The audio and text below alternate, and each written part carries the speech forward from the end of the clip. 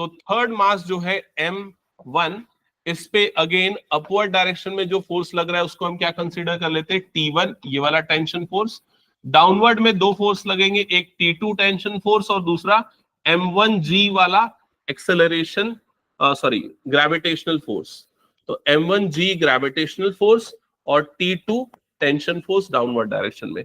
तो T1 is equals to हो जाएगा यहां पर T2 प्लस M1G। क्या ये क्लियर हो गया?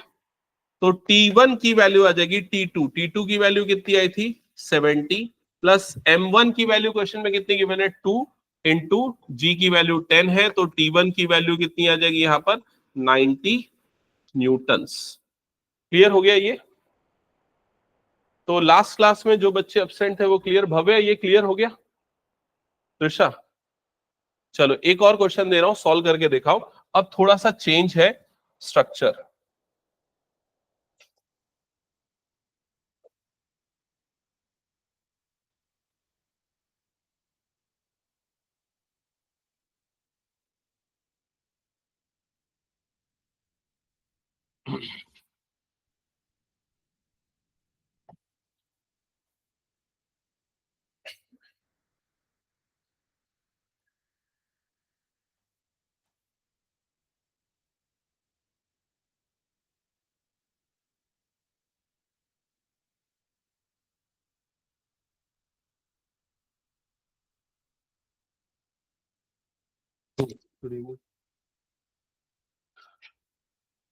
ओके, तो ये मास है 5 kg का, यहां पर ये एंगल गिवन है आपको, और ये सारे टेंशन फोर्स कैलकुलेट करने दोनों स्ट्रिंग्स पे जो अप्लाई होंगे यूजिंग फ्री बॉडी डायग्राम।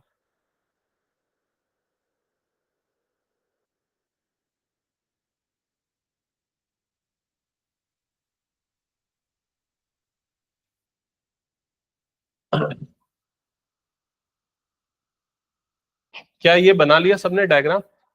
अच्छा, कौन कौन इसको कैलकुलेट कर सकता है? चलो ट्राई करो तुम लोग।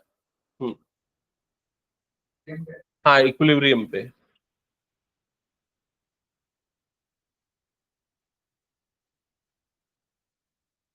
हाँ वर्टिकल तो जीरो ही होगा उसका, है ना। तो इधर पे ध्यान देना, जो इसको फर्स्ट टाइम अटेंड कर रहे हैं, पहले तो यहाँ पर एक पॉइंट मास हो गया। अब इस पे कौन कौन से फोर्स लग रहे हैं, तो देखो एक इस डायरेक्शन में फोर्स लग रहा है, ठीक है, टेंशन फोर्स, जिसको हम मार्क कर देते हैं T1। एक इस डायरेक्शन में टेंशन फोर्स अप्लाई हो रहा है, जिसको हम क्या ले लेंगे T2। और एक डाउनवर्ड डायरेक्शन में ग्रेविटेशनल फोर्स अप्लाई हो रहा है, जिसकी वैल्यू कितनी आ जाएगी 50 न्यूटन्स। ये क्लियर हो गया? 50 न्यूटन्स कैसे आ गया, M×G। ठीक है, अब मैंने यहां पर पॉइंट बना दिया। पॉइंट बनाने के बाद मैं अब इन फोर्स को इनके मैग्नीट्यूड और इनके डायरेक्शन के साथ एक्सप्रेस करता हूं। तो सबसे पहले एक फोर्स यहां पर लगा, इस फोर्स का मैग्नीट्यूड कितना हो गया T1 इस डायरेक्शन में, ठीक है। दूसरा फोर्स डाउनवर्ड डायरेक्शन में लगा और इसका मैग्नीट्यूड कितना है 50 न्यूटन्स। क्लियर हो गया ये चीज? तीसरा जो फोर्स लग रहा है वो हॉरिजॉन्टल नहीं है, वर्टिकल नहीं है। तीसरा फोर्स एक सर्टेन एंगल पे अप्लाई हो रहा है। वो एंगल क्या है? देखो ये तीसरे फोर्स को मैंने यहाँ T2 से रिप्रेजेंट किया, तो T2 वाला जो फोर्स है वो कितना है, क्या है, बताओ जल्दी। T2 वाले फोर्स का एंगल क्या है ये पूछना चाह रहा हूं मैं। 60 डिग्री। तो ये जो एंगल बनेगा, ये वाला एंगल कितना हो जाएगा 60। देखो ये 60 क्यों हुआ, अगर मान लो यहां पर ये लाइन बनाता हूं, ये वाली लाइन दोनों क्या हो गई पैरेलल, ये क्या हो गया ट्रांसवर्सल, तो ये दोनों एंगल कौन से एंगल हो गए, ऑल्टरनेट इंटीरियर एंगल्स। तो अगर ये एंगल 60 तो ये वाला भी एंगल कितना बन जाएगा 60 डिग्री। क्लियर हो गया ये चीज? अब T2 वाला जो फोर्स है, टेंशन फोर्स है, उसके दो कंपोनेंट निकलेंगे, एक वर्टिकल कंपोनेंट निकलेगा और दूसरा कौन सा निकलेगा, हॉरिजॉन्टल कंपोनेंट। ध्यान से सुनना इस चीज को, ठीक है। T2 वाले फोर्स के दो कंपोनेंट निकलेंगे, एक वर्टिकल और दूसरा हॉरिजॉन्टल। जो T2 वाला फोर्स है वो इस तरफ कितना फोर्स अप्लाई करेगा, उसका ये वाला कंपोनेंट कितना होगा, तो ये निकालने का तरीका मैंने बताया। जो एंगल बन रहा है उसका उस तरफ का अगर आपको मैग्नीट्यूड निकालना है तो वो क्या हो जाएगा T2। जो हाइपोटेनियस है, हाइपोटेनियस मतलब क्या हो जाएगा यहाँ पर T2 इंटू क्या हो जाएगा ये cos 60 डिग्री, ठीक है।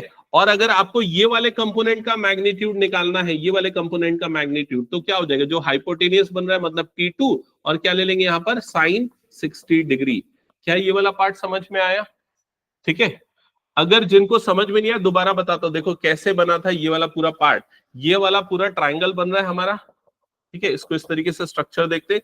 यहां पर ये वाला एंगल कितना बन गया है, 60 डिग्री। ये क्या है, हाइपोटेनियस। इसको मैं ले लेता हूं बेस, और इसको मैं क्या ले लेता हूं, परपेंडिकुलर। अगर आपको बेस निकालना है तो आप कौन सा फॉर्मूला यूज करोगे, कॉस थीटा का। कॉस थीटा क्या होता है, बेस अपॉन हाइपोटेनियस। तो हाइपोटेनियस कॉस क्रॉस मल्टीप्लाई हो जाएगा, तो h into cos theta is equal to कितना हो जाएगा, बेस। ठीक है, तो बेस की वैल्यू क्या हो जाएगी, h इंटू कॉस थीटा। तो बस वही यहां पर भी हुआ है। ये वाला जो मैग्नीट्यूड है ये कितना हो जाएगा, h। हाइपोटेनियस इसका कितना है, t2 into cos 60 degree. Clear हो गया ये चीज। अगर आपको ये वाला कंपोनेंट निकालना है, ये वाला कंपोनेंट मतलब परपेंडिकुलर निकालना है, परपेंडिकुलर निकालने के लिए कौन सा फॉर्मूला यूज करेंगे, sine theta. Sine theta is equal to क्या होता है, p अपॉन h। तो परपेंडिकुलर क्या आ जाएगा, h साइन थीटा। मतलब ये वाला पार्ट हो जाएगा h साइन थीटा। तो आपको अगर ये वाला पार्ट निकालना है, क्योंकि ये पार्ट h साइन थीटा, तो ये वाला पार्ट भी कितना हो जाएगा, h साइन थीटा। तो ये वाला जो कंपोनेंट आएगा वो कितना हो जाएगा, t2 साइन 60 डिग्री। इसको अब हर बार मैं रिपीट नहीं करूंगा, अब सीधे सीधे आप इसको ध्यान में रखना, ऐसा क्यों होता है। जब भी आपको इस तरह का स्ट्रक्चर दिखेगा जिसमें दो फोर्स एक सर्टेन एंगल पे अप्लाई हो रहे हैं, तो उसका जो वर्टिकल कंपोनेंट होगा, जो एंगल के साथ वाला जो कंपोनेंट होगा, वो क्या लेंगे, हाइपोटेनियस इंटू कॉस थीटा। उसका अपोजिट वाला लेना है तो क्या ले लेंगे, हाइपोटेनियस इंटू साइन थीटा। याद रहेगा ये वाला पार्ट। ओके, तो अब अगर हम इसके कंपोनेंट्स को एनालाइज करें, तो इसको मैं दोबारा से ड्रॉ करता हूं। अब ऊपर की डायरेक्शन में, वर्टिकल डायरेक्शन में, अपवर्ड डायरेक्शन में, इसमें दो फोर्स लग रहे हैं। एक फोर्स कौन सा है, T1, और दूसरा फोर्स कौन सा है, T2 cos 60 degree. T2 cos 60 degree. और डाउनवर्ड डायरेक्शन में एक फोर्स लग रहा है, वो ग्रेविटेशनल फोर्स है, और उसका मेजर कितना आ रहा है यहां पर, 50 न्यूटन। क्या ये क्लियर हो गया। अब अगर इस डायरेक्शन में देखें, हॉरिजॉन्टल डायरेक्शन में देखें, तो उसमें एक ही फोर्स लग रहा है, वो कौन सा है, T2 साइन 60 डिग्री। क्या ये समझ में आ गया, क्या ये क्लियर है। अब यहां पर अगर मैं ये मान लू कि ये इक्विलिब्रियम में है, मतलब रेस्ट पे है, रेस्ट पे है मतलब नेट फोर्स क्या होगा इसका, जीरो। नेट फोर्स जीरो, मतलब कि एक्स एक्सिस और एक्स एक्सिस के दोनों डायरेक्शन का फोर्स क्या होगा, इक्वल। अब इस डायरेक्शन में कोई फोर्स लग रहा है क्या, नहीं लग रहा है। मतलब ये पूरे की वैल्यू क्या हो जाएगी इसकी, जीरो। मतलब T2 साइन 60 डिग्री की वैल्यू क्या हो जाएगी यहां पर, जीरो। समझ में आ गया कि नहीं। T2 साइन 60 डिग्री की वैल्यू जीरो है। अब साइन 60 कितना होता है, √3/2। क्रॉस मल्टीप्लाई करो, इधर उधर शिफ्ट होगा, तो T2 की वैल्यू फाइनली आपके पास क्या आ जाएगी, जीरो। T2 की वैल्यू जीरो, मतलब ये पूरी वैल्यू क्या हो जाएगी, जीरो। तो अब आपके पास क्या बच गया, T1। T1 किसके इक्वल होना चाहिए, 50 न्यूटन के, क्योंकि नेट फोर्स क्या है, जीरो। तो T1 की वैल्यू यहां पर कितनी आ जाएगी, 50 न्यूटन। क्या ये समझ में आया कैसे हुआ है।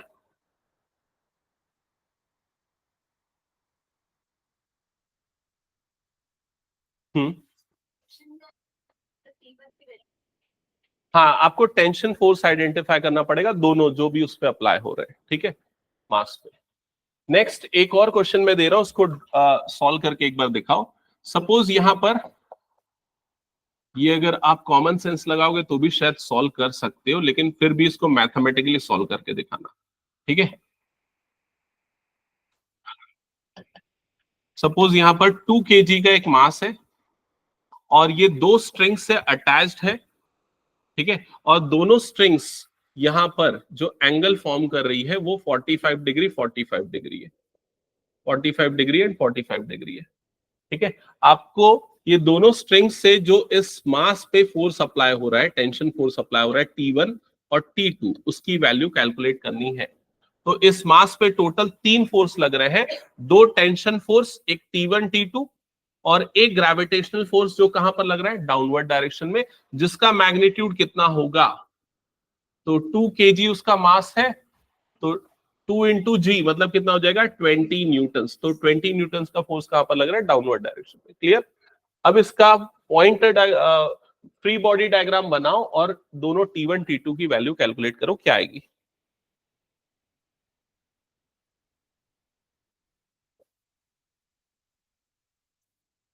फ्री बॉडी डायग्राम बनाने के लिए पहले हमने पॉइंट मास ले लिया,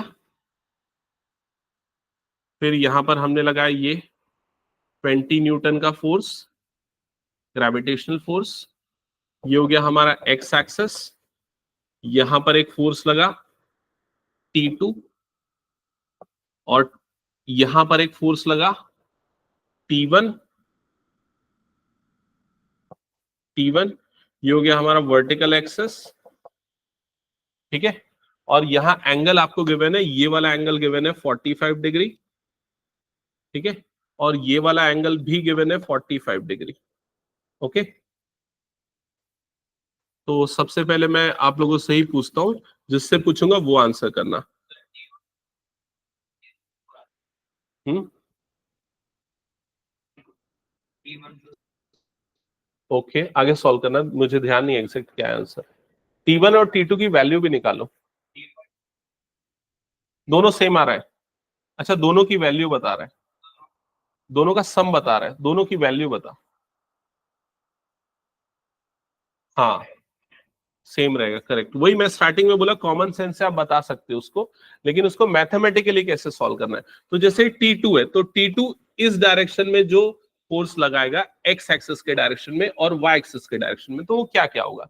तो ये वाला कंपोनेंट उसका मैथमेटिकली कैसे निकलेगा, T2 cos 45, T2 cos 45, क्योंकि जिस तरफ एंगल बन रहा है वो वाला साइड निकालना है, तो वो वाला कंपोनेंट निकालना है, तो क्या हो जाएगा cos।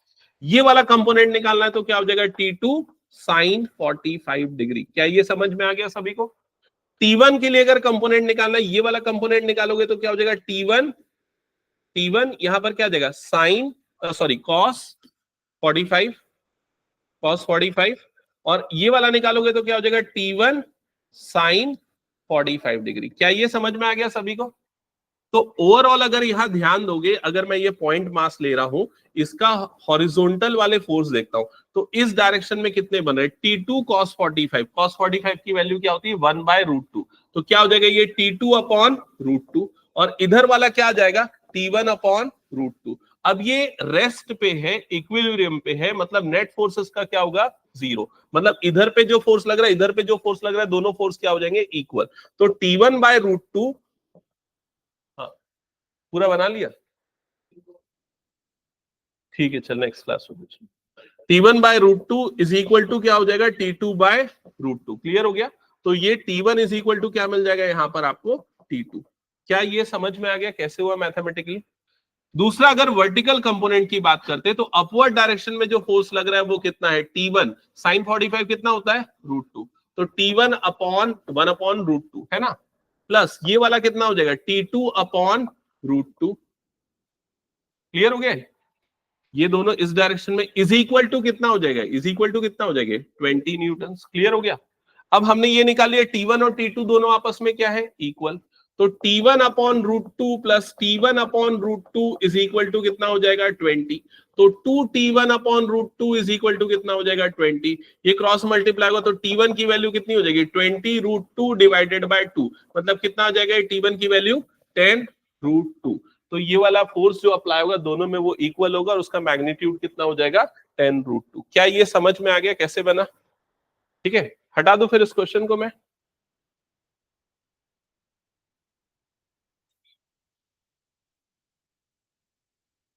Okay, next question note करना। क्वेश्चन है find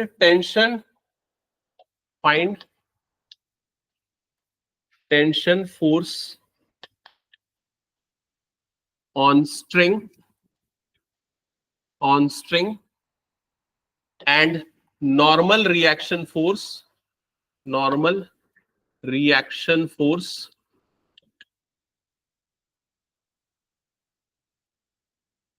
on mass 5 kg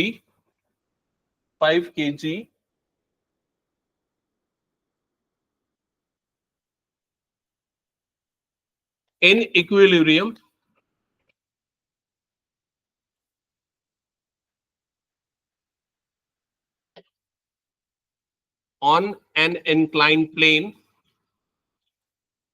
on an inclined plane with angle 30 degree, find tension force on string and normal reaction force on mass 5 kg in equilibrium on an inclined plane with an angle of 30 degree।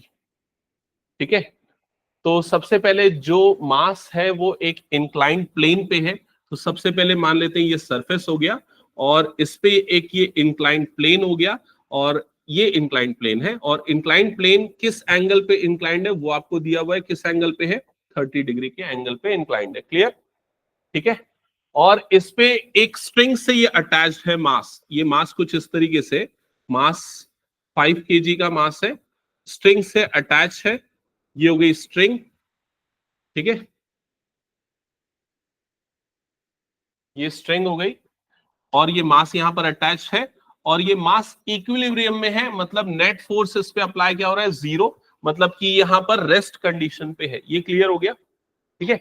अब देखो यहां पर हम forces का analysis करते हैं, कौन कौन से फोर्स लगेंगे। वैसे तो इसने बता दिया टेंशन फोर्स निकालना है स्ट्रिंग पे, और कौन सा फोर्स निकालना है, नॉर्मल रिएक्शन फोर्स। तो टेंशन फोर्स जो लगेगा वो किस डायरेक्शन में लगेगा, इस डायरेक्शन में, हमेशा मास से आउटवर्ड डायरेक्शन में लगेगा जहां से वो स्ट्रिंग कनेक्टेड है। दूसरा फोर्स इसने बोल दिया नॉर्मल रिएक्शन फोर्स। तो नॉर्मल रिएक्शन फोर्स जो होता है वो सरफेस के क्या होता है, परपेंडिकुलर होता है। तो नॉर्मल रिएक्शन फोर्स इस डायरेक्शन में लगेगा। क्लियर हो गया? टेंशन फोर्स को मैं टी से, उसके मैग्नीट्यूड को टी से, नॉर्मल रिएक्शन फोर्स को मैं डिनोट कर देता हूं एन से। क्लियर हो गया ये चीज?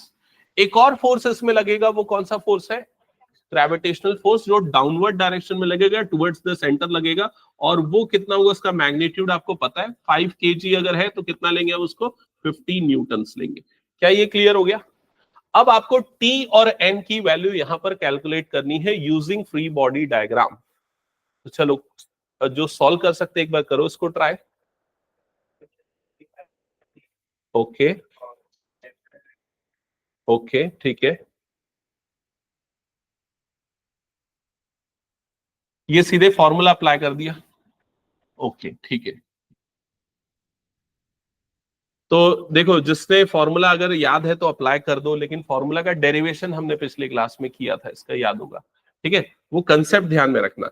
तो सबसे पहले मान लेते हैं उसको पॉइंट मास मान लेते हैं। ठीक है, ये पॉइंट मास हो गया। अब एक ये लग गया हमारे पास ग्रेविटेशनल फोर्स, जो कितना लग रहा है, 50 न्यूटन्स का। क्लियर हो गया ये चीज? इसमें एक नॉर्मल फोर्स लग रहा है जो कि इस डायरेक्शन में है, जिसको हम किससे डिनोट कर देते हैं, एन से। एक टेंशन फोर्स लग रहा है जो इस डायरेक्शन में, जिसको हम किससे डिनोट कर रहे हैं, टी से। ये क्लियर हो गया? अब अगर ध्यान दोगे तो यहां नॉर्मल और टेंशन फोर्स दोनों एक दूसरे के क्या है, परपेंडिकुलर है, मतलब ये वाला एंगल दोनों के बीच में कितना बन रहा है, 90 डिग्री। क्लियर हो गया ये चीज? अब अगर बात करें कि इन एंगल्स की भी, कि ये एंगल्स कितने हैं, तो ध्यान से देखना, ये अगर टेंशन फोर्स की बात करें तो टेंशन फोर्स हॉरिजॉन्टल एक्सिस के साथ कितना एंगल बना रहा है, 30 डिग्री। मतलब कि ये वाला एंगल आपका कितना हो जाएगा, 30 डिग्री। ये वाला एंगल कितना हो जाएगा, 30 डिग्री। समझ में आ गया ये चीज? ये 30, ये 90, तो ये वाला एंगल कितना बन जाएगा, 60 डिग्री। क्लियर हुआ ये चीज? पिछली क्लास में जब हमने इसका डेरिवेशन किया था तो मैंने दो तरीके बताए थे। एक तरीका कि ऐसा ही रहने दो, सीधे सीधे कंपोनेंट निकालो। कौन से कंपोनेंट, वाई वाले कंपोनेंट और एक्स वाले कंपोनेंट, फिर उसके बाद उसको इक्वेट करो।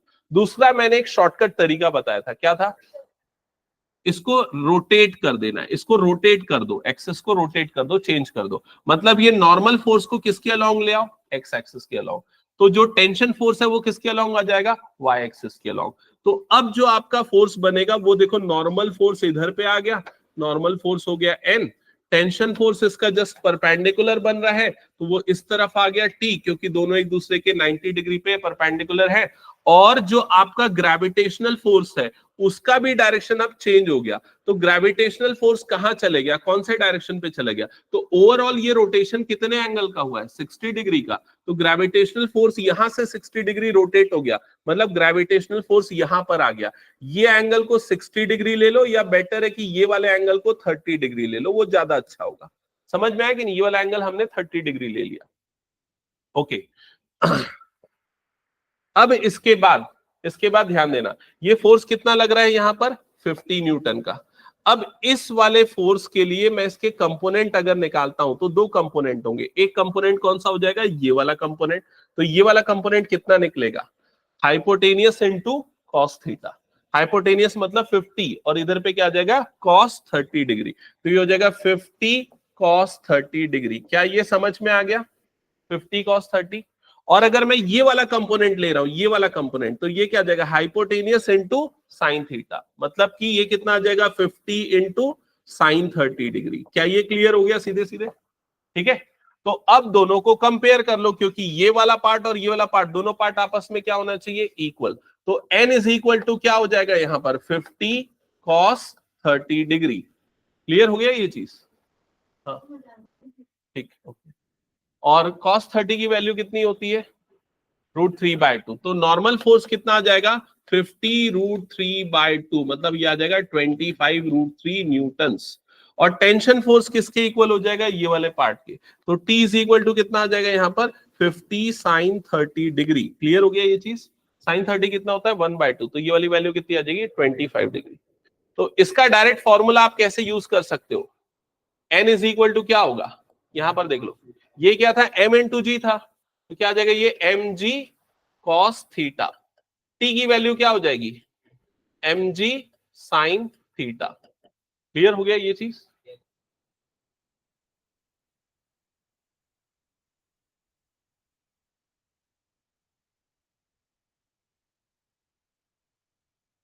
तो ये हटा दूं क्या?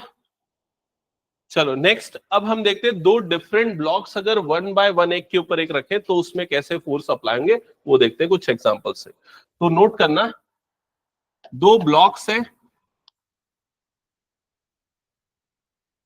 एक ब्लॉक उसका मास कैपिटल M ले लो और दूसरा ब्लॉक जिसका मास स्मॉल m ले लो। ये सरफेस ले लेते हैं, ठीक है। अब दोनों मासेस के लिए फ्री बॉडी डायग्राम बनाओ और सारे फोर्सेस के कंपोनेंट लिखो कौन कौन से। हाँ, इसमें टेंशन, इसमें स्ट्रिंग नहीं है तो टेंशन फोर्स नहीं है। इसमें दो ही तरह के फोर्स लगेंगे। कौन से फोर्स लगेंगे, नॉर्मल रिएक्शन फोर्स और ग्रेविटेशनल फोर्स। समझ गए ना? चलो अप्लाई करो फ्री बॉडी डायग्राम।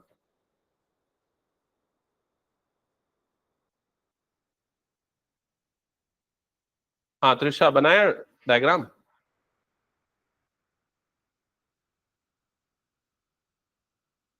श्री,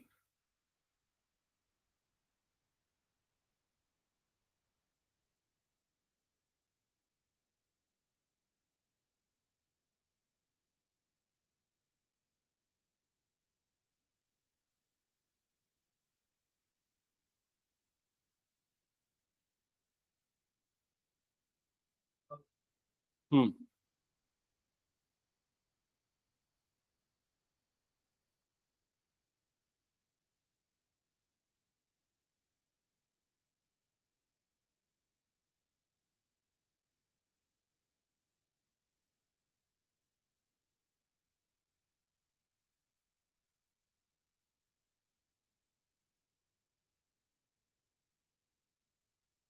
चलो इधर पे देखो, एक बार ट्राई कर लिया तो इधर ध्यान से सुनना। त्रिशा सामने देखो, सबसे पहले हम ऊपर वाले मास पे आते हैं जिसको हमने m से डिनोट किया है। तो ये पॉइंट मास हमने ले लिया m। इसमें कौन से दो तरह के फोर्स लग रहे हैं पॉइंट मास m पे? एक तो ग्रेविटेशनल फोर्स जो कहां पर लगेगा, डाउनवर्ड। तो यहाँ डाउनवर्ड डायरेक्शन में जो ग्रेविटेशनल फोर्स लगा उसको हम किससे डिनोट कर देंगे, mg। और कौन सा फोर्स उस पर अप्लाई हो रहा है, नॉर्मल फोर्स। वो नॉर्मल फोर्स किसके कारण लग रहा है, वो नीचे वाला जो ब्लॉक रखा हुआ है जिसका मास m है उसके कारण नॉर्मल फोर्स लग रहा है। तो ये सरफेस उसके ऊपर फोर्स लगा रहा है और उस फोर्स को हम अज्यूम कर लेते कि वो फोर्स कितना है, n1। तो ये वाला फोर्स लग गया, हमारे पास मिल गया, उसको हमने किससे मार्क कर दिया, n1 से। क्लियर हो गया ये चीज? और कोई फोर्स इस पे लग रहा है क्या, अगर ये रेस्ट पे है तो? और कोई फोर्स नहीं लगेगा, मतलब कि n1 की वैल्यू क्या हो जाएगी यहां पर, mg। क्या ये क्लियर हो गया? अब आते बड़े वाले मास पे, बड़े वाले ब्लॉक पे जिसके मास को कैपिटल M से डिनोट किया है। अब इसके ऊपर कितने फोर्स लग रहे हैं, कौन कौन से फोर्स लग रहे हैं देख के बताओ। सबसे पहले एक डाउनवर्ड डायरेक्शन में जो कौन सा लग रहा है, mg, ये वाला फोर्स हो गया। और कौन सा फोर्स लग रहा है, और कौन सा फोर्स लग रहा है, कौन से डायरेक्शन में लग रहा है, दोनों बताना है। तो सबसे पहले ना मैं ये सरफेस जो इस पे फोर्स लगाएगा उसको डिनोट कर देता हूं, उसको डिनोट कर देता हूं किससे, N2 से। तो N2 वाला फोर्स कहां पर लगेगा, इस तरफ, N2 वाला फोर्स। क्या ये समझ में आ गया? तीसरा और एक फोर्स इसमें लगेगा जो ऊपर वाला रखा हुआ ब्लॉक है जो इस पे लगाएगा, जो कौन सा फोर्स होगा, नॉर्मल रिएक्शन फोर्स। ध्यान से समझना, ये M1 के ऊपर वाला जो सरफेस है वो ऊपर वाले ब्लॉक पे फोर्स लगा रहा है N1, ऊपर वाला ब्लॉक जो है नीचे वाले ब्लॉक पे फोर्स लगाएगा रिएक्शन फोर्स, वो भी कितना हो जाएगा N1, वो उसका डायरेक्शन कौन सा हो जाएगा, ये वाला। समझ में आएगी नहीं ये चीज? तो ये वाला फोर्स N1 वाला फोर्स कहां पर लग जाएगा, इस डायरेक्शन में, N1 वाला फोर्स लग जाएगा इस डायरेक्शन में। क्या ये क्लियर हो गया? अब अगर ये इक्विलिब्रियम में है, नेट फोर्स इसका 0 है, तो N2 की वैल्यू किसके इक्वल होगी, N2 किसके इक्वल होगा, इन दोनों फोर्सेस के सम के इक्वल होगा। तो N2 इज इक्वल टू कितना आ जाएगा, N1 प्लस कैपिटल mg। क्या ये समझ में आ गया? तो N1 की वैल्यू हमने ऑलरेडी निकाल रखी है, N1 की वैल्यू हमने कितनी निकाली है, mg। तो N2 की वैल्यू कितनी होगी, N2 की वैल्यू हो जाएगी mg प्लस कैपिटल mg, ऐसे ही हो जाएगा। तो N2 की वैल्यू कितनी हो जाएगी, यहां पर हमने G को निकाल दिया कॉमन, तो यहां पर क्या बच जाएगा, M प्लस कैपिटल M। मतलब कि जो आपका नॉर्मल फोर्स जो लगेगा इस वाले ब्लॉक पे, सरफेस पे, वो क्या होगा, दोनों का सम होगा। क्लियर हो गया ये चीज? अब इसी सिचुएशन को पे बेस में एक एग्जांपल देता हूं, सॉल्व करके बताना। यहां पर मैंने एक कंसीडर कर लिया, एक सरफेस, और इसके ऊपर एक ब्लॉक रखा है जिसका मास है 3 kg, उसके ऊपर एक ब्लॉक रखा है जिसका मास है 2 kg, उसके ऊपर एक ब्लॉक रखा है जिसका मास है 1 kg।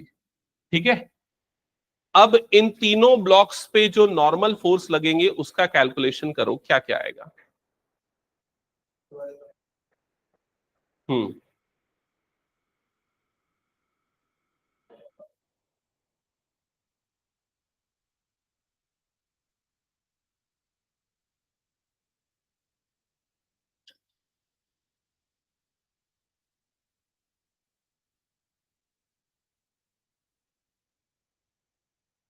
तो सबसे पहले सबसे ऊपर वाले से शुरुआत कर लो, अच्छा रहेगा। ठीक है, डन, ओके। सबसे ऊपर वाला जो ब्लॉक है 1 kg मास वाला, ठीक है, इस पे कितने फोर्स अप्लाई हो रहे हैं, 2 फोर्स लग रहे हैं। एक फोर्स नॉर्मल रिएक्शन फोर्स जो कहां पर लग रहा है, अपवर्ड डायरेक्शन में। एक फोर्स ग्रेविटेशनल फोर्स जो कहां पर लग रहा है, डाउनवर्ड डायरेक्शन में। क्लियर हो गया ये चीज? अब जो डाउनवर्ड डायरेक्शन में जो फोर्स लग रहा है उसकी वैल्यू कितनी होगी, ये केजी लिखना था, हाँ, तो ये कितना हो जाएगा, 10 न्यूटन्स, 1 kg है। और इसका जो नॉर्मल रिएक्शन फोर्स है इसको हमने अज्यूम कर लिया कि ये क्या है, T1, सॉरी N1, इसको हमने अज्यूम कर लिया कितना है, N1। तो N1 इधर पे लगा, N1, समझ में आ गया सबको ये? तो N1 की वैल्यू कितनी आ जाएगी यहां पर, 10 न्यूटन्स। तो ये वाला फोर्स निकल गया हमारे पास। नेक्स्ट, अब 2 kg वाले ब्लॉक के लिए फ्री बॉडी डायग्राम एनालिसिस करते हैं, 2 kg वाले ब्लॉक के लिए। तो 2 kg वाला जो ब्लॉक है उसमें कौन कौन से फोर्स लग रहे हैं। एक तो डाउनवर्ड डायरेक्शन में ग्रेविटेशनल फोर्स जिसका वैल्यू कितना हो जाएगा, 20 न्यूटन्स। ठीक है, एक अपवर्ड डायरेक्शन में नॉर्मल रिएक्शन फोर्स, तो अपवर्ड डायरेक्शन में जो नॉर्मल रिएक्शन फोर्स है उसको किससे डिनोट कर देते हैं हम, N2 से। तो ये वाली वैल्यू हो गई N2। क्या इसमें और भी कोई फोर्स लग रहा है, और भी कोई फोर्स, कौन सा फोर्स लग रहा है, और एक फोर्स लग रहा है, कौन सा, नॉर्मल रिएक्शन फोर्स, जो ये वाला ब्लॉक नीचे की तरफ अप्लाई कर रहा है। ये वाला ब्लॉक नीचे की तरफ जो अप्लाई करेगा वो यही इसके इक्वल होगा, मतलब ये वाली वैल्यू भी कितनी हो जाएगी, N1। तो ये वाला फोर्स जो लगेगा N1 वो इस डायरेक्शन में लगेगा। समझ में आई ये चीज? तो N2 की वैल्यू कितनी हो जाएगी, N2 इज इक्वल टू कितना हो जाएगा, N1 प्लस 20 न्यूटन्स। तो N2 इज इक्वल टू कितना हो जाएगा, N1 आपने निकाल लिया था 10, 10 प्लस 20 मतलब ये कितना आ जाएगा, 30 न्यूटन्स। क्लियर हो गया ये चीज? लास्ट वाले ब्लॉक पे आते हैं, 3 kg वाले ब्लॉक पे। लास्ट वाला ब्लॉक है 3 kg वाला ब्लॉक। अब इस ब्लॉक पे अगर बात करें तो इस पे सबसे पहले तो ग्रेविटेशनल फोर्स जो कितना हो गया इस डायरेक्शन में, 30 न्यूटन्स। ठीक है, इसका रिएक्शन, नॉर्मल रिएक्शन फोर्स, उसको हम किससे डिनोट कर देते हैं, N3 से। N3 इस डायरेक्शन में आ गया। और एक फोर्स लग रहा है जो ये वाला सरफेस क्रिएट कर रहा है इस डायरेक्शन में, उसको हम किससे डिनोट करेंगे, कितना होगा वाला वैल्यू। तो देखो N2 इधर ऊपर लग रहा था तो N2 ही सेम फोर्स क्या लगेगा नीचे, तो ये वाला फोर्स आ जाएगा N2 जो कहां पर रहेगा, डाउनवर्ड डायरेक्शन में। तो N3 इज इक्वल टू क्या हो जाएगा यहां पर, N2 प्लस 30 न्यूटन। तो N3 ये वाला फोर्स हो जाएगा, N2 की वैल्यू 30 थी, तो 30 प्लस 30 मतलब कितना हो जाएगा, ये 60 न्यूटन। क्या ये क्लियर हो गया? अब इसको देखो, आप डायरेक्टली कॉमन सेंस से अप्लाई कैसे कर सकते हो, निकाल सकते हो। जैसे अगर देखा जाए, सबसे पहले नॉर्मल रिएक्शन फोर्स जो N3 वाला, ये वाला सरफेस पे जो लग रहा है, तो इसको अगर मैं कंबाइंड सिस्टम लेता हूं, कंबाइंड सिस्टम लेता हूं इतना पूरा, तो टोटल इसका मास कितना हो जाएगा, 6 kg। 6 kg, तो ग्रेविटेशनल फोर्स इसका कंबाइंड कितना हो जाएगा, 60 kg। तो उसका रिएक्शन फोर्स, नॉर्मल फोर्स कितना हो जाएगा, 60 kg। समझ में आया कि नहीं ये चीज? अगर इस वाले सरफेस के लिए लेते हैं तो कंबाइंड सिस्टम अगर हम लेंगे तो कितना हो गया, 3 kg। तो उसका नॉर्मल रिएक्शन फोर्स कितना हो जाएगा, 30 kg। क्लियर हो गया ये चीज? चलो नेक्स्ट आते हैं, नेक्स्ट कुछ क्वेश्चंस पे। अब देखो हम ना, इक्विलिब्रियम मतलब फर्स्ट कंडीशन के हमने काफी सारे क्वेश्चन कर लिए, जिसमें बॉडी रेस्ट पे है तो रेस्ट पे रहेगी, मोशन पे तो मोशन पे रहेगी। अब हम लेते हैं सेकेंड लॉ पे बेस्ड क्वेश्चन। जब अगर बॉडी मोशन पे है तो हम उसके फोर्स का कैलकुलेशन कैसे करेंगे? ठीक है, तो इसके लिए आपको ये ध्यान में रखना है, F is equals to M×A। ठीक है, अब अगर बॉडी मोशन पे है तो नेट फोर्स वहां पर जीरो नहीं होगा। एक छोटा सा एग्जांपल बताता हूं।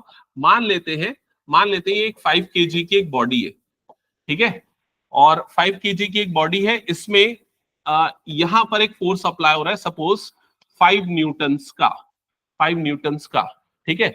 और अगर ये बॉडी मोशन पे है तो अब आपको बताना है कि इसका एक्सेलरेशन कितना होगा, एक्सेलरेशन कितना होगा। या और थोड़ा कंडीशन चेंज कर लेते हैं, ये 5 kg और ये हो गया मान लो, ये हो गया मान लो 2 न्यूटन्स हो गया, इधर पे 2 न्यूटन्स का फोर्स लग रहा है, ठीक है। तो इस पे जो नेट फोर्स लग रहा है वो कितना हो जाएगा, 3 न्यूटन्स। 3 न्यूटन्स मतलब ये वाली जो वैल्यू, ये हो गया 5 न्यूटन और माइनस 2 न्यूटन्स, ठीक है। मतलब नेट फोर्स इस पे कितना अप्लाई हो रहा है, 3 न्यूटन्स का। तो एफ नेट की वैल्यू यहां पर कितनी हो जाएगी, 3 newtons. That is equal to कितना हो जाएगा, मास इंटू एक्सेलरेशन। मास की वैल्यू आपको गिवन है 5, तो 3 इज इक्वल टू क्या हो जाएगा, 5 × A। तो A की वैल्यू यहां पर कितनी आ जाएगी, 3/5। क्लियर हो गया ये चीज? ठीक, ठीक है, ओके। तो नेट वैल्यू उसकी कितनी आ जाएगी, 3/5। अब इस पे बेस्ड हम लोग कुछ क्वेश्चन करते हैं। तो यहां पर लिखना, एक क्वेश्चन नोट करना, find the normal reaction, find, हाँ लेकिन मैं नेट फोर्स कैलकुलेट कर रहा हूं इसका। जैसे अगर मान लो, आ, अगर यहां पर फोर्स इसका 5 न्यूटन है, इधर पे फोर्स 2 न्यूटन है, तो नेट फोर्स इस पे जो अप्लाई हो रहा है, एफ नेट की वैल्यू कितनी है? तो नेट फोर्स इसमें जो अप्लाई हो रहा है वो कितना है, 3 न्यूटन, जो इसके, इस बॉडी को मोशन पे ला रहा है, इसके मोमेंटम को चेंज कर रहा है। तो ये जो वैल्यू है इसको हम किसके इक्वल कर देंगे, M×A के, जिससे A की वैल्यू निकाल लेंगे, ठीक है। एक क्वेश्चन नोट करना, find the normal reaction force, find the normal reaction force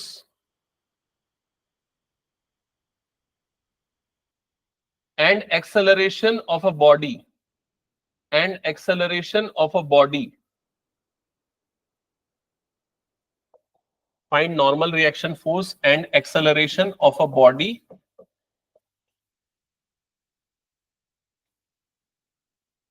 यहां पर एक बॉडी ले लो, उसका मास ले लो m, और इस पे एक फोर्स अप्लाई हो रहा है F, और फोर्स जो अप्लाई हो रहा है with angle theta, with angle theta.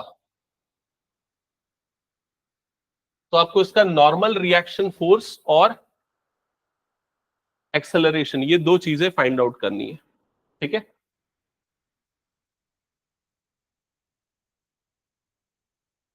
तो इसका फ्री बॉडी डायग्राम पहले एनालाइज करो कि कौन से डायरेक्शन में कितना कितना फोर्स अप्लाई होगा, और जो नेट फोर्स है वो क्या होगा टुवर्ड्स द एक्स डायरेक्शन। एक सेकेंड ना, मैं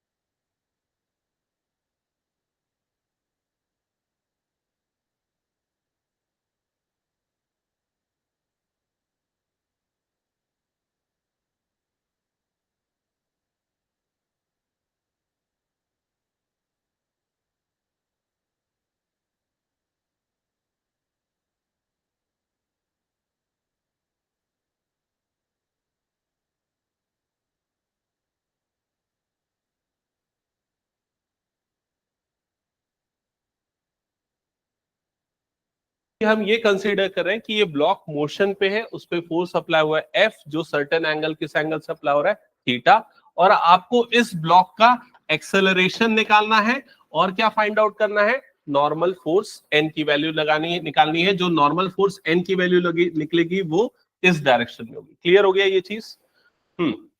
तो सबसे पहले एम, हमने ये पॉइंट मास ले लिया, देखते चलो। ठीक है, इसमें सबसे पहला फोर्स जो कौन सा लगेगा, ग्रेविटेशनल फोर्स। तो ये वाला हमने ग्रेविटेशनल फोर्स ले लिया, वो उसकी वैल्यू कितनी हो गई, mg। दूसरा फोर्स हमने ये वाला ले लिया, जो कौन सा फोर्स है, नॉर्मल फोर्स, जिसको हमने किससे डिनोट किया, n से। यहां तक क्लियर हो गया? तीसरा जो फोर्स लग रहा है वो कौन सा फोर्स है, जो एक्सटर्नल फोर्स अप्लाई हो रहा है, F। ठीक है, उस एक्सटर्नल फोर्स F को हम इस तरीके से मार्क करते हैं पहले यहां पर। ठीक है, अब यहां पर देखते हैं, ये वाला हो गया हमारा हॉरिजॉन्टल एक्सिस, और जो एंगल, जिस एंगल पे ये फोर्स अप्लाई हो रहा है वाला एंगल कितना हो गया, थीटा।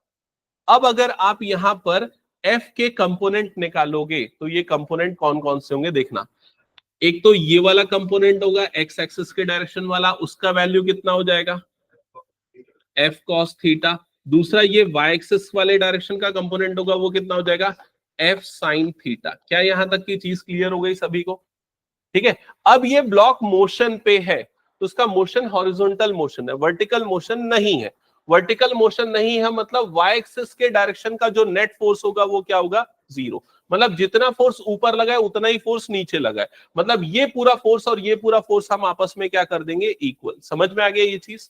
तो अगर ये ऊपर वाला पूरा फोर्स है, पॉजिटिव वाई वाला फोर्स कितना हो जाएगा, एन, जो कि नॉर्मल रिएक्शन फोर्स है, प्लस ये क्या हो जाएगा, F sine theta, N plus F sine theta. ये किसके इक्वल हो जाएगा, एम इंटू जी के। क्या ये क्लियर हो गया? तो नॉर्मल फोर्स एन की वैल्यू क्या आएगी, M G minus F sine theta. क्या ये समझ में आ गया नॉर्मल फोर्स कैसे निकला? एक बार चेक करो सभी, बताओ मुझे, क्या ये समझ में आ गया नॉर्मल फोर्स कैसे निकला है? ओके, अब हमें हमें इसका निकालना है एक्सेलरेशन। तो एक्सेलरेशन निकालने के लिए देखो ध्यान से समझना, हम एक्सेलरेशन निकाल रहे हैं मतलब ये वाले डायरेक्शन में जो फोर्स अप्लाई हो रहा है, ये वाले डायरेक्शन में जो फोर्स अप्लाई हो रहा है उसकी वैल्यू क्या हो जाएगी यहां पर, एफ कॉस थीटा, जिसकी वैल्यू गिवन है, और वो वाली वैल्यू किसके इक्वल हो जाएगी, एम इंटू ए के, मास इंटू एक्सेलरेशन के। तो यहां पर हॉरिजॉन्टल डायरेक्शन वाला जो फोर्स है F cos theta, that is equals to क्या हो जाएगा, एम इंटू ए। तो ए की वैल्यू यहां पर कितनी आएगी, F cos theta divided by M. क्या ये समझ में आ गया सभी को? ठीक है, तो इस तरीके से आप सेकेंड केस वाले क्वेश्चंस का सेकेंड जो मतलब जब सेकेंड लॉ वाले क्वेश्चन लगेंगे, Newton second law of motion, जब ऑब्जेक्ट में फोर्स अप्लाई हो रहा है तो उसका जो एक्सेलरेशन चेंज हो रहा है वो कैसे कैलकुलेट करोगे ये देखा। ठीक है, चलो इस पे बेस्ड एक आध और क्वेश्चन देता हूं। एक सिंगल फोर्स वाला एक और लास्ट क्वेश्चन कराता हूं तुम लोग, लेकिन ना डेरिवेशन में सीधा फॉर्मूला यूज कर सकते हो बट उसको खुद कैलकुलेट करके करना, फिर मैं ना मल्टीपल फोर्स वाले क्वेश्चंस पे आऊंगा। ठीक है, मान लेते हैं ये सरफेस हो गया, वैल्यू वाला दे रहा हूं, नंबर वाला क्वेश्चन दे रहा हूं। मान लेते हैं यहां पर 3 kg इसका मास है, 3 kg इसका मास है, और इस पे एक सिंगल फोर्स अप्लाई हो रहा है, वो फोर्स है 5 न्यूटन का, 5 न्यूटन का फोर्स अप्लाई हो रहा है। आपको क्या निकालना है इसका, नॉर्मल रिएक्शन फोर्स, और क्या निकालना है, एक्सेलरेशन। दैट्स इट, जो हमने पिछले क्वेश्चन में किया वही करना है। पिछले क्वेश्चन में एम और एफ की वैल्यू नहीं थी, उसी के टर्म्स में निकाला था, इस बार वैल्यू के फॉर्म में गिवन है तो निकालो।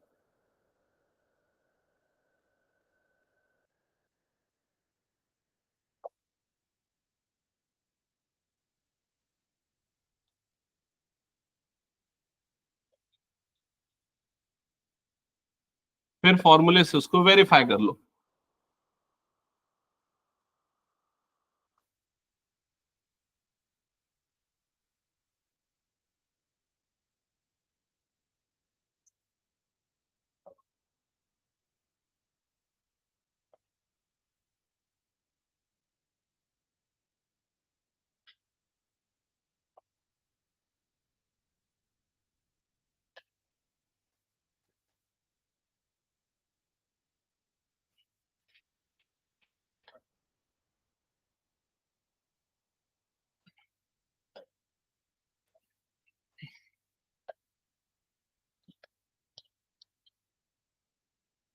जिनका हो गया वो इसको ट्राई कर सकते हैं। और किसका किसका फर्स्ट वाला पार्ट वाला क्वेश्चन हो गया है? ओके, हिमांशु और इधर श्री, ये वाला बना। इसमें नॉर्मल रिएक्शन फोर्स निकालना है और एक्सेलरेशन निकालना है। Normal reaction force and acceleration. दृष्टि, नॉर्मल रिएक्शन फोर्स 30 नहीं, कितना आ रहा है? 13, 30 सबका वही आया है। अच्छा अच्छा, यहाँ पर एंगल हमने, ओके एंगल मैंने 0 लिया, हाँ ठीक है। हम्म,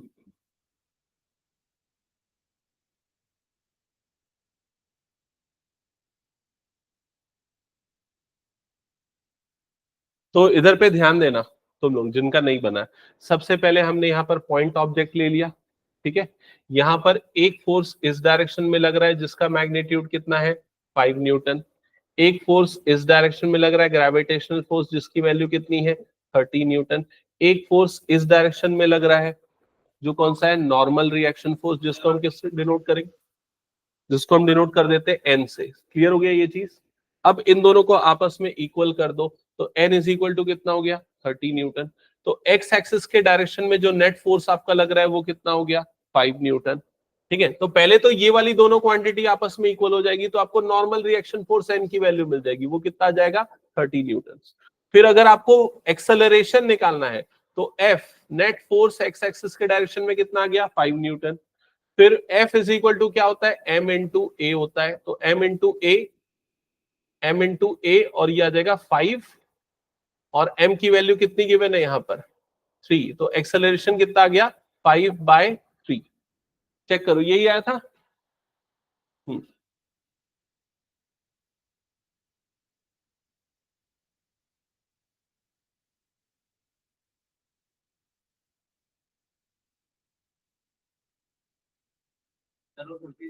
ये एक मिनट में वैल्यू यहाँ पर 37 है।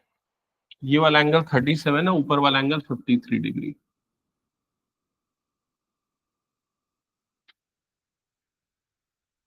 ये 37 और 53 डिग्री वाले के लिए मैंने एक दो बार आप लोगों को बताया है। क्या बताया?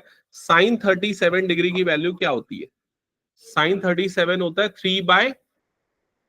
3/5, और कॉस 37 डिग्री कितना होता है, 4/5। ये याद रखना, ठीक है। अच्छा, और कई बार 53 आता है, तो जो कॉस 53 डिग्री की वैल्यू है वो देखो किसके इक्वल होती है, साइन 53 डिग्री के। ये याद रखो, कॉम्प्लीमेंट्री पेयर होते हैं ना साइन और कॉस, और ये दोनों कॉम्प्लीमेंट्री एंगल है, 53 और 37।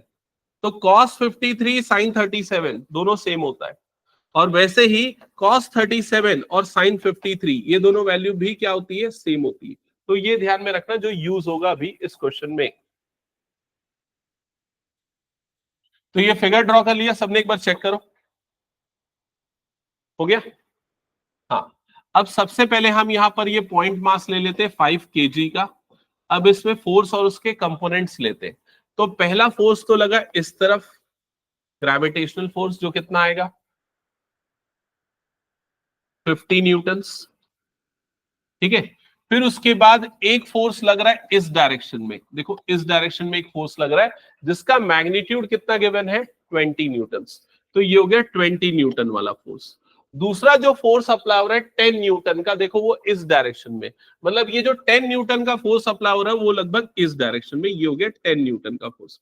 क्या ये समझ में आया? सभी को चेक करो, उसमें एरो जो दिया वो उसके डायरेक्शन को बता रहा है, ठीक है। तो 10 न्यूटन का फोर्स इस डायरेक्शन में लग रहा है, 20 न्यूटन का फोर्स उस डायरेक्शन में लग रहा है। तो यहां पर आ गया 10 न्यूटन। यहां तक क्लियर हो गया सबको? अब इसके एंगल का एनालिसिस करते हैं। जो 20 न्यूटन वाला फोर्स लग रहा है वो किस एंगल पे अप्लाई हो रहा है, 37 डिग्री के एंगल पे अप्लाई हो रहा है।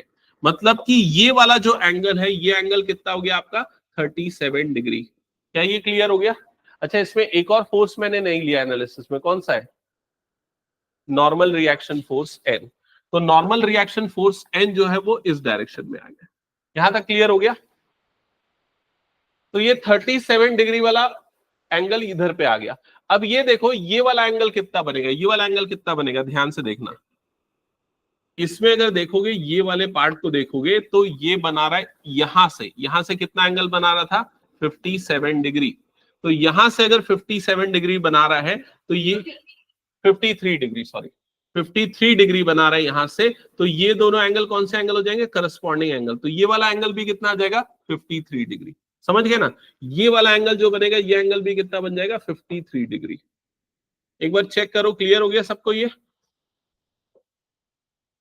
हाँ, अब आते हैं ये जो 20 न्यूटन वाला फोर्स है इसके कंपोनेंट निकालते हैं, एक्स वाला कंपोनेंट और वाई वाला कंपोनेंट। तो ये वाला जो कंपोनेंट है इसके कारण ये वाला जो कंपोनेंट बनेगा बताओ कितना होगा ये 20 cos 37 डिग्री। समझ में आया कि नहीं? देखो एंगल के साइड वाला अगर कंपोनेंट निकालना है तो कैसे निकालेंगे, hypotenuse into cos theta. Angle के अपोजिट वाला कंपोनेंट निकालना है तो वो कैसे निकलेगा 20 हाइपोटेनियस इनटू साइन थीटा, मतलब ये कितना जाएगा साइन 37 डिग्री। क्या ये क्लियर हो गया?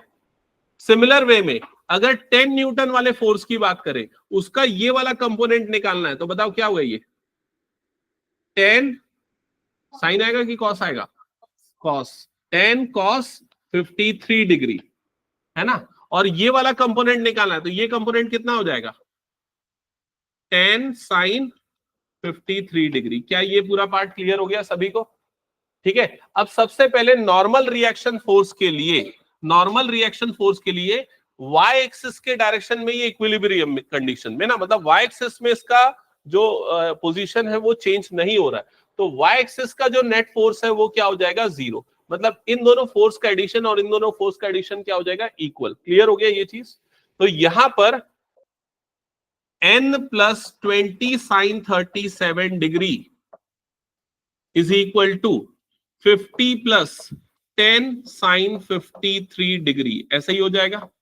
अब इसकी वैल्यू कैलकुलेट करो, साइन 37 डिग्री की वैल्यू कितनी थी 3/5, पुट करो उसको, n plus 20 into 3/5 is equal to 50 plus 10 into sine 53 मतलब कॉस 37, तो ये कितना हो जाएगा 4/5। तो n प्लस ये कितना बन जाएगा, सिंप्लीफाई करोगे तो 5 1 जा 5 4 जा 4 3 जा कितना हो गया 12, तो 12 आ गया। इधर पे क्या हो जाएगा 50 प्लस 5 1 जा 5 2 जा 2 4 जा कितना हो जाएगा 8। तो n की वैल्यू कितनी आएगी 50 प्लस 8 माइनस 12 कितना हो रहा है ये -4, n is equal to 46 newton. Check करो ये आया क्या? तो उसका जो नॉर्मल रिएक्शन फोर्स है उसका मेजर कितना आ जाएगा 46 न्यूटन। अब और क्या निकालना है इस क्वेश्चन में, एक्सेलरेशन। एक्सेलरेशन के लिए हम इस डायरेक्शन का नेट फोर्स निकालेंगे और उसको किसके इक्वल कर देंगे m इंटू ए के। तो एक्स एक्सिस के डायरेक्शन का जो नेट फोर्स आ रहा है वो कितना आ रहा है, वो इन दोनों फोर्सेस का क्या हो जाएगा, इन दोनों कंपोनेंट्स का क्या हो जाएगा सब। तो यहां पर आ जाएगा एफ नेट या net force that is equals to 20 cos 37 degree plus 10 cos 53 degree. Value put करके कैलकुलेट करो कितना आ रहा है ये 20 cos 37, तो 20 cos 37 कितना हो गया ये 4/5 प्लस 10 cos 53, cos 53 कितना हो जाएगा ये 3/5। ये 4 1 जा 5 1 जा 5 4 जा 4 4 जा ये कितना हो गया 16, 5 1 जा 5 2 जा तो ये कितना हो गया 6, तो कितना आ गया 22 न्यूटन्स। ये फोर्स लग रहा है उसका इस डायरेक्शन में। क्लियर हो गया ये चीज? अब ये जो फोर्स होगा ये किसके इक्वल होगा m इंटू ए के। तो f को रिप्लेस कर दिया हमने m इंटू ए से। m की वैल्यू उसकी फिक्स है, m की वैल्यू कितनी है 5, तो a इज इक्वल टू कितना 5 इज इक्वल टू कितना आ गया 22 और a की वैल्यू कितनी आ जाएगी 22/5। 22/5 सॉल्व करोगे कितना मिलेगा ये 4.4 न्यूटन। चेक करो ये क्लियर है क्या? ओ सॉरी, एक्सेलरेशन है तो क्या हो जाएगा मीटर पर सेकेंड स्क्वायर। क्लियर? चलो एक क्वेश्चन और सिमिलर टाइप का सॉल्व करो उसको जल्दी से। इससे रिलेटेड पे जो मैंने स्टार्टिंग में फर्स्ट डे पे करवाया था ना, ज्यादातर वही है थ्योरेटिकल क्वेश्चन के हिसाब। इसके अलावा हाँ, और कुछ चैप्टर में जैसे इम्पल्स हो गए और कुछ टॉपिक आते थ्योरेटिकल वाले, बट ज्यादातर इसमें डेरिवेशन हो गए। जैसे अभी बीच में मैंने कुछ कराए थे, डेरिवेशन करवाए ना इस टाइप के, एक ब्लॉक के ऊपर दूसरा ब्लॉक रखा हुआ है, तीसरा ब्लॉक रखा हुआ है, तो टोटल कितना होगा, उस टाइप के प्रूफ वाले क्वेश्चन आते हैं। ठीक है, इसके पहले भी अभी हमने एक और डेरिवेशन किया था, ये डेरिवेशन के फॉर्म में आ सकता है। कौन सा, इसके पहले जस्ट पहले वाला एक क्वेश्चन किया था, ये वाला क्वेश्चन, ये भी as a form of derivation पूछ सकता है, जो हमने सीधा सीधा फॉर्मूला डिराइव कर दिया था ना, वो वाला क्वेश्चन। ठीक है, चलो एक एक और क्वेश्चन दे रहा हूं, उसको सॉल्व करके दिखाओ। सपोज ये सरफेस है, यहां पर एक ब्लॉक है, इसका मास है 4 kg, इसमें दो फोर्सेस अप्लाई हो रहे हैं, एक फोर्स अप्लाई हो रहा है इस डायरेक्शन में और उसका मेजर है 5 न्यूटन, एक फोर्स अप्लाई हो रहा है इस डायरेक्शन में, इसका फोर्स है 10 न्यूटन। ठीक है, और यहां पर ये वाला एंगल गिवन है 30 डिग्री, यहां पर ये वाला एंगल गिवन है 45 डिग्री। ठीक है, आपको इसका नॉर्मल रिएक्शन फोर्स और एक्सेलरेशन फाइंड आउट करना है, normal reaction force and acceleration.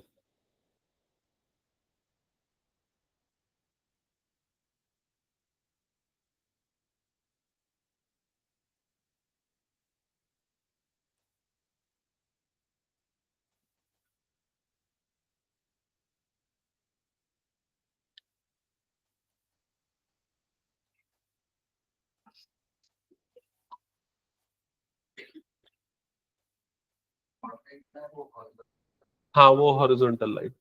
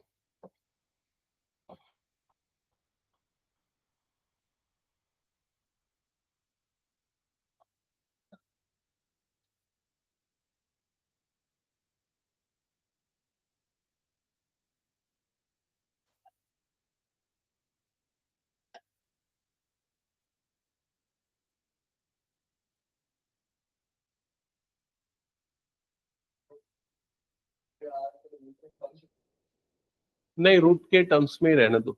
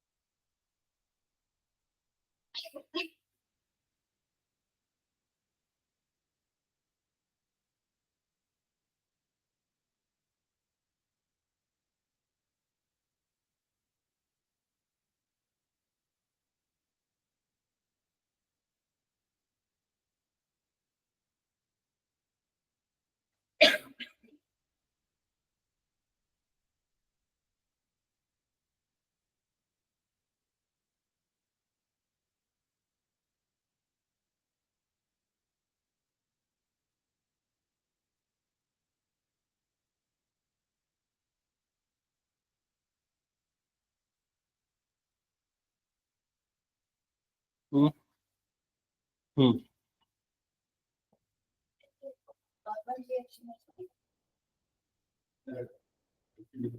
n+5 sin 30। अच्छा, ये फोर्स 5 न्यूटन, ये 40 क्यों लिखा है?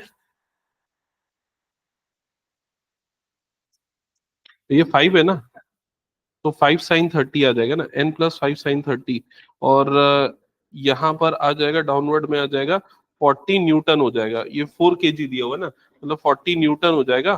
तो 40 प्लस ये कितना हो जाएगा, 10 sin 45 डिग्री, है ना। उसमें कैलकुलेट किसी का आया क्या आंसर? चलो एक बार चेक करते हैं, पहले नॉर्मल फोर्स एक बार देखते हैं सही आ रहा है कि नहीं। तो नॉर्मल फोर्स के लिए देखो, पहले ये वाला कंपोनेंट और ये वाला कंपोनेंट ये निकालना पड़ेगा। ठीक है, तो नॉर्मल रिएक्शन फोर्स को हमने एन से डिनोट किया, प्लस इस 5 न्यूटन के फोर्स के कारण ये वाला जो कंपोनेंट आएगा, ये कंपोनेंट कितना आएगा, 5 sin थीटा। तो ये हो गया n+5 sin थीटा। चेक करो sin 30, चेक करो ये लिखा क्या सबने, ठीक है।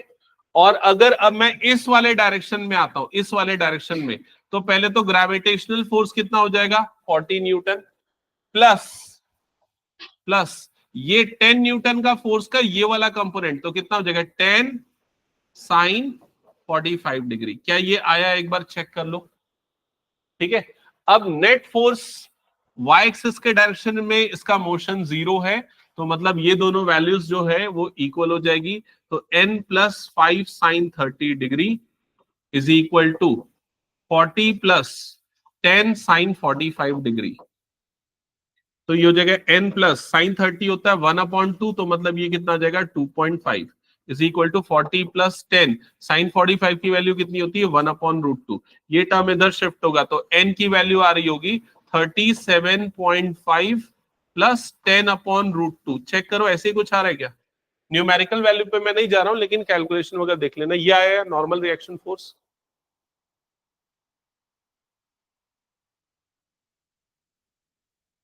तुम लोगों का बना कि नहीं ये प्रियांशी?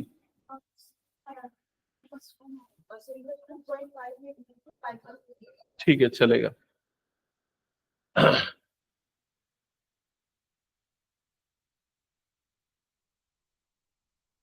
दृष्टि, ये समझ में आया ये कैसे आया ये, लेकिन मैग्नीट्यूड भी आएगा ना, मैंने क्या बताया, हाइपोटेनियस इनटू साइन थीटा, ये कंपोनेंट निकालना है।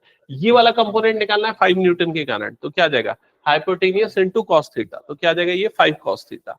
तो 5 न्यूटन का फोर्स जो है इस डायरेक्शन में लगेगा, तो ये कंपोनेंट हो जाएगा 5 cos 30, और जब 10 न्यूटन का लगेगा तो इसका ये वाला कंपोनेंट कितना आ जाएगा 10 cos 45 डिग्री। क्लियर हो गया ये चीज। तो नेट फोर्स जो इस डायरेक्शन में लग रहा है वो इन दोनों का क्या हो जाएगा सम, और उसकी वैल्यू को किसके इक्वल करेंगे m इंटू ए के, और m की वैल्यू गिवन है, a की वैल्यू निकालना है। a आ गया क्या, एक्सेलरेशन आ गया? एक बार ये चेक करो, ये वैल्यू लिखा 5 cos 30 प्लस 10 cos 45 डिग्री। तो जो नेट फोर्स है F net that is equal to 5 cos 30 degree plus 10 cos 45 degree. तो ये जाएगा 5√3/2 प्लस 10/√2। ऐसा नंबर आ रहा है क्या, चेक कर लो पहले। एफ नेट की value that is equals to क्या ले लोगे यहां पर m इंटू ए।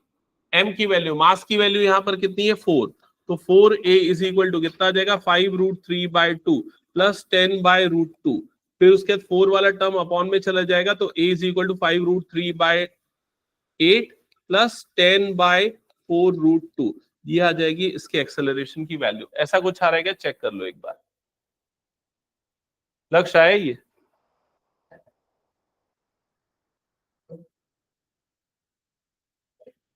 चैतन्य तेरा आ गया, और किसका आया? आया है वसुधा? नहीं, इसमें ये प्रॉब्लम जा रहा है कि ये कंपोनेंट निकालने में एनालिसिस। नॉर्मल रिएक्शन अभी क्लियर है, बाकी लोगों को क्लियर है क्या है? ओके, इसमें और क्वेश्चन दूं कि ये वाला छोड़ दूं, ये वाला टॉपिक? हाँ, और एक और देता हूं, चलो एक बार सॉल्व करके दिखाओ, एक लास्ट क्वेश्चन, क्योंकि सभी आंसर सही नहीं बता रहे ना इसलिए। चलो ठीक है, वैल्यू में आने वाला एक क्वेश्चन दे रहा हूं, ठीक है। 10 न्यूटन का फोर्स अप्लाइड है ठीक है, सॉरी 10 kg का मास है, 10 kg का मास है, एंड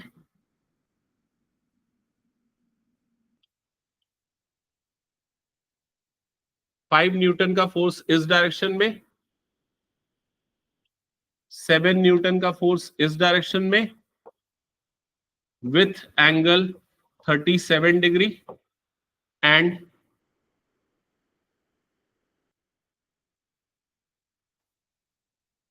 8 न्यूटन का फोर्स इस डायरेक्शन में with angle, with this angle 53 degree, with this angle 53 degree.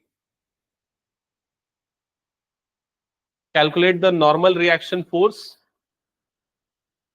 and acceleration.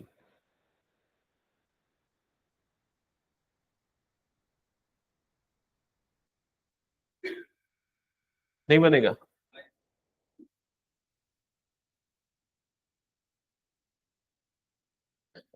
देखो पहले तो सिंपली, जिनको अभी भी क्लियर नहीं, एक बार देखो सिंपली पहले वर्टिकल और हॉरिजॉन्टल एक्सिस बना लो. इसमें दो फोर्स लगेंगे जो इसमें दिख नहीं रहे, वो कौन से दो फोर्स है? नॉर्मल रिएक्शन फोर्स और gravitational force. Normal reaction force लगेगा ऊपर, जिसकी वैल्यू हमें निकालनी है, जिसको हम डिनोट करेंगे कैपिटल एन से. ग्रेविटेशनल फोर्स लगेगा नीचे, जिसकी वैल्यू इनडायरेक्टली गिवन है 10 kg, मतलब ग्रेविटेशनल फोर्स कितना हो गया? 100 न्यूटन्स. ठीक है, ये दो वैल्यू तो आपको पहले ही दे दी गई है.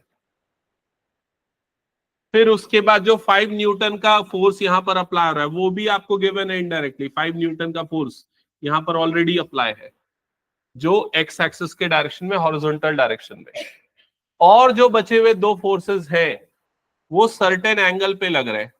वो जो दो फोर्सेस है, उसमें एक फोर्स तो ये वाला हो गया, जो कि 7 न्यूटन का है, जो किस एंगल पे बन लग रहा है? 37 डिग्री के एंगल पे. तो 7 न्यूटन का एक्स और वाई वाला कंपोनेंट निकाल लेना.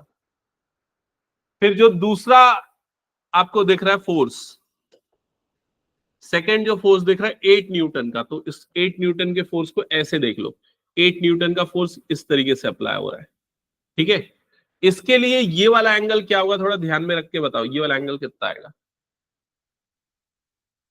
53 डिग्री.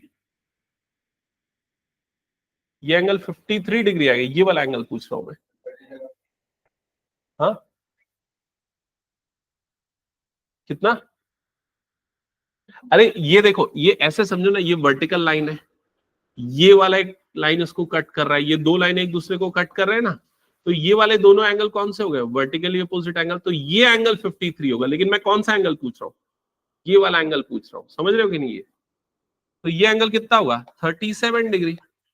ये एंगल 53 है, तो ये वाला एंगल कितना होगा? 53. लेकिन मैं ये वाला एंगल पूछ रहा हूँ, तो ये वाला एंगल कितना हो जाएगा? 37 डिग्री.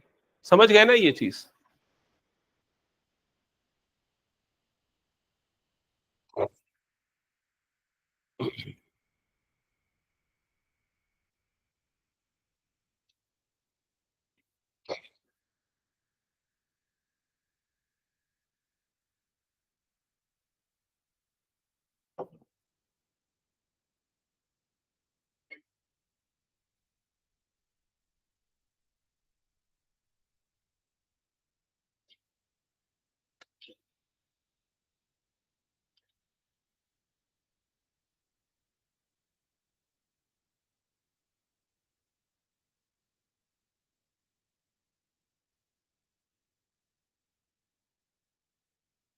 हो गया.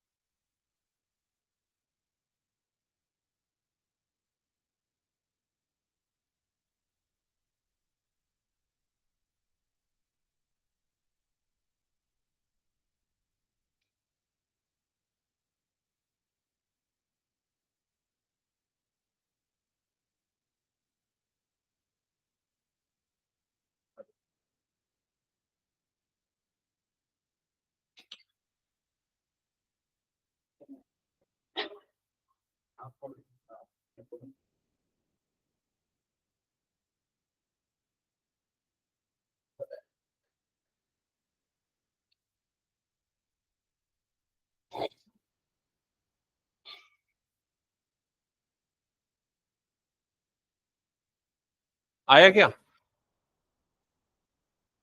अच्छा ये बताओ सबसे पहले 5 न्यूटन का एक फोर्स, ये तो ऑलरेडी डायरेक्टली गिवन था। 7 न्यूटन का जो फोर्स अप्लाई हो रहा है विथ एंगल, कितने एंगल पे? ये 37 डिग्री। तो ये वाला कंपोनेंट उसका कितना आया?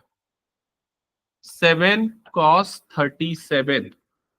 ठीक है। और 8 न्यूटन का जो यहां पर अप्लाई हो रहा है इस ये वाला कंपोनेंट कितना आ जाएगा? 8 cos 37 डिग्री। क्लियर हो गया ये चीज? 7 + 8 + 5, 7 + 7 cos 37, 8 cos 37, इन दोनों का सम कितना हो जाएगा? 15 cos 37 डिग्री प्लस यहां पर कितना हो जाएगा? 5। क्या ये समझ में आ गया? चेक कर लो एक बार। लक्ष्य ये वाला पार्ट समझ में आया कि नहीं बता? ये हो गया। हाँ, अब cos 37 डिग्री की वैल्यू क्या होती है? 4/5। तो 4/5 अगर यहां पर पुट करेंगे तो 15, और ये हो गया 4/5। 5 1 जा 5 3 जा, ये कट गया। 3 4 जा कितना हो जाएगा? 12। 12 + 5 मतलब कितना हो जाएगा? ये 17। तो नेट फोर्स इस डायरेक्शन में जो लग रहा है वो कितना है? 17 न्यूटन्स का। तो एफ नेट की वैल्यू आ गई 17 न्यूटन्स। अब नेट फोर्स को हम मास इंटू एक्सेलरेशन से इक्वल कर देते, एम इंटू ए के इक्वल कर देते। तो एम की वैल्यू कितनी गिवन है देख लो क्वेश्चन में? 10। तो ये हो जाएगा 10A = 17 न्यूटन्स। तो ए की वैल्यू कितनी आ जाएगी? 17/10। 17/10 मतलब वैल्यू कितनी आ जाएगी? 1.7 मीटर पर सेकेंड स्क्वायर। किसी का आया क्या ये आंसर? एक्सेलरेशन सही आया। और बाकी लोगों का कहां पर गलती हुई ये बताओ।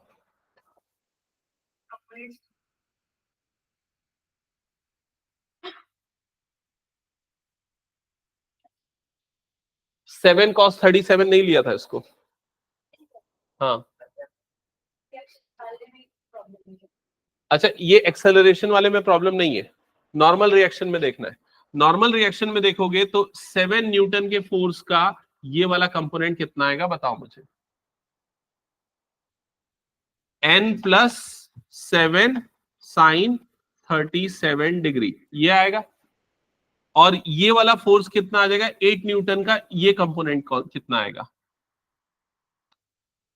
100 + 8 sin 37 डिग्री, ऐसा ही आएगा।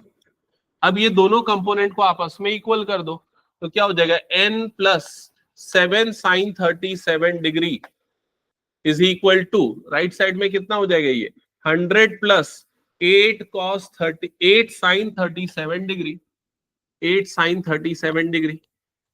अब ये हो जाएगा n = 100 + 8 sin 37 - 7 sin 37, मतलब यहां पर क्या बच जाएगा? sin 37 degree. चेक कर लो sin 37 डिग्री की वैल्यू कितनी होती है?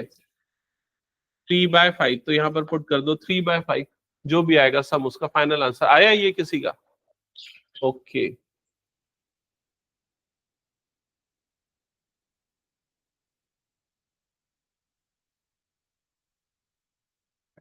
हाँ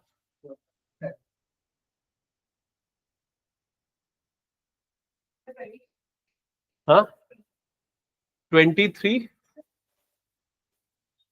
हाँ, अरे तो ये 8 sin 37 है ना, ये 7 sin 37 है ना। तो 7 sin 37 जब इधर जाएगा तो 8 sin 37 - 7 sin 37 मतलब sin 37 डिग्री बन जाएगा ना। समझ में आ रहा है कि नहीं? वसुधा क्या बोले थे? 23 कहां पर आ रहा है? जो भी 100.6, हाँ वो सही आएगा। लेकिन मुझे लग रहा था कि ये क्वेश्चन तुम लोग आराम से सॉल्व कर लोगे।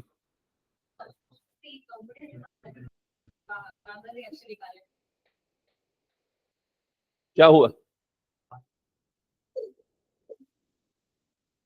अच्छा ये बताओ कि क्या कंपोनेंट कैसे निकाल रहे हैं वो समझ में आ रहा है? तो गलती कहां पर हो रही है फिर? कैलकुलेशन में ही हो रही है क्या सबकी गलती? मतलब कहाँ पर हुई गलती? नॉर्मल सही आया? ओके ओके, चलो ठीक है। एक्चुअली मैं एक और टॉपिक आज पढ़ाने वाला था विद इन ब्लॉक्स वाला, लेकिन अब मैं सोचा कि उसको आज नहीं पढ़ाता, आज कैंसिल करता हूँ फिर। ठीक है,